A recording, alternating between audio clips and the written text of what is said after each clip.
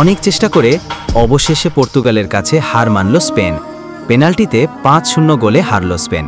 পর্তুগালের রোনাল্ডো অনেক ভালো খেলছে।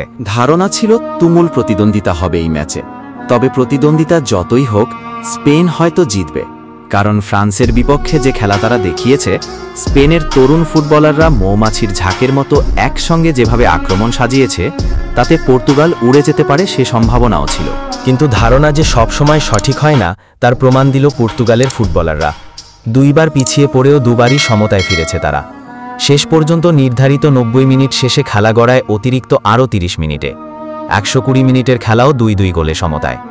চ্যাম্পিয়নশিপ নির্ধারণে ম্যাচ করালো টাই ব্রেকারে।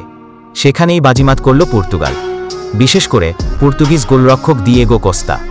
স্পেন অধিনায়ক আলভারো মোরাতার শট ঠেকিয়ে দিয়ে তিনিই হয়ে গেলেন শেষ মুহূর্তের নায়ক।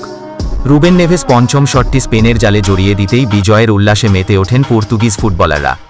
স্পেনকে টাইব্রেকারে 5-3 গোলে হারিয়ে দ্বিতীয়বারের মতো ইউএফা নেশনস লিগে চ্যাম্পিয়ন হল পর্তুগাল।